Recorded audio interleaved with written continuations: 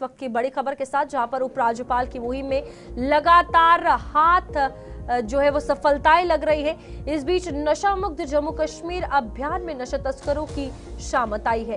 पहले 13 दिनों में ही नशे के कारोबार को गहरी चोट पहुंचाई गई है और अब तक जगह जगह नशा तस्करों की दर्जनों संपत्तियां ध्वस्त की गई है।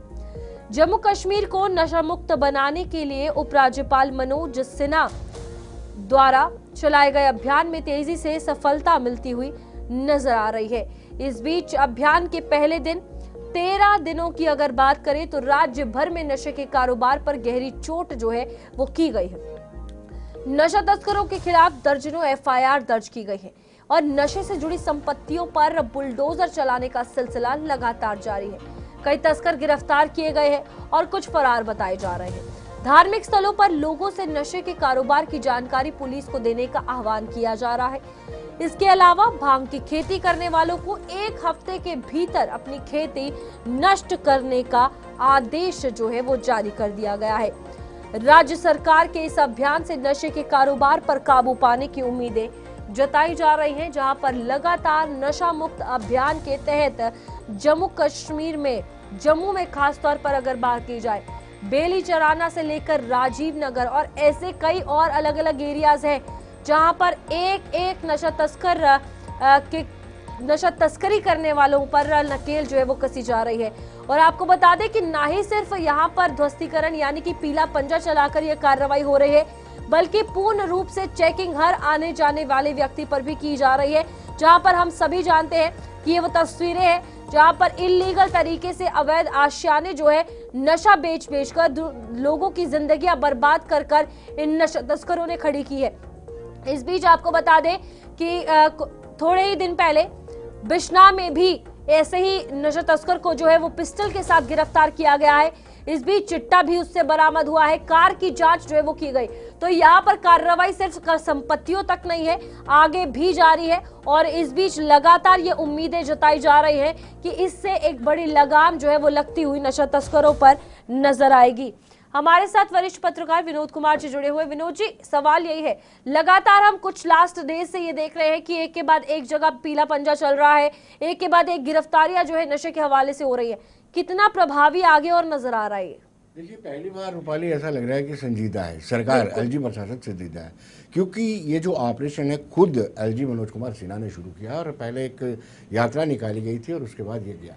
बड़ी बात यह है कि कामयाब कितना होता है ये आने वाला वक्त ही बता पाएगा, क्योंकि ये नस नस तक बड़ा गहराई के अंदर जा चुका है। लेकिन प्रयत्न 13 दिन के प्रयास अगर देखे जाए तो ऐसा लगता है कि सरकार ने कमर कस ली है कि अब नशा मुक्त जम्मू कश्मीर यूटी को बनाना है। अब देखिए, एफआईआर लगाई जा रही हैं।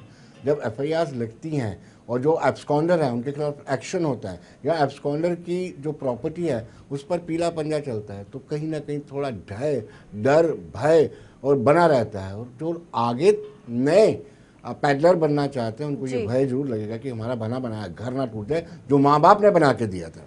विनोद जी, यहाँ पर सवाल यही है कि जिस तरीके से कह रहे हैं कि धार्मिक स्थल भी वहां पर भी कहा गया है कि जानकारी दे, तो ये कहीं ना कहीं इमेज क्लियर होती है कि ऐसी जगहों पर भी नशा तस्कर जो है वो रुक नहीं रहे हैं।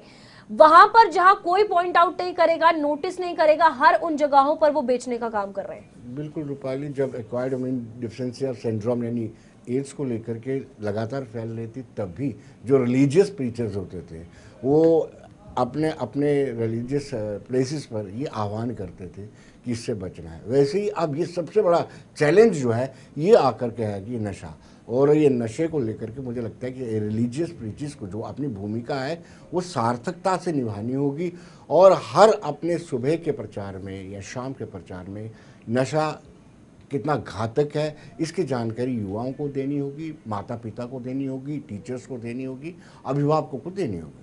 और जिस तरीके से अब बड़ी कार्रवाई हुई है, क्योंकि नशा लंबे समय से यहाँ पर है, कार्रवाई सिर्फ अभी 13 दिन हुए हैं, क्या इतने संसाधन है कि ये लंबी कार्रवाई चलेगी जम्मू कश्मीर पुलिस के पास?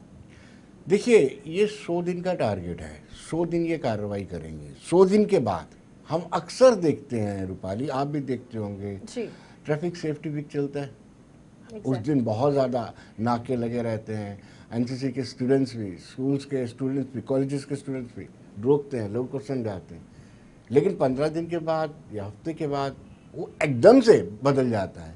मैं ये चाहता हूं कि ये 100 दिन ही ना हो, लगातार ये मुहिम चले, एक दहशत का रूप ले ले ये मुहिम कि कोई भी नशा तस्कर पेडलिंग ना करे, नशा ना बेचे, नशे की आड़ में कमाई ना करे, हमारे युवाओं आने वाली जनरेशन को तबाह ना करे। बिल्कुल डर बहुत ज्यादा जरूरी है। इस बीच विनोद जी एक सवाल और कि रिहैब की अगर बात करें, क्योंकि ऐसा होता है कि पेरेंट्स कई बार रिहैब भेज देते हैं, उसके बाद जब वो बाहर आए दोबारा से नशा करते हैं, नशा बेचने भी लग जाते हैं।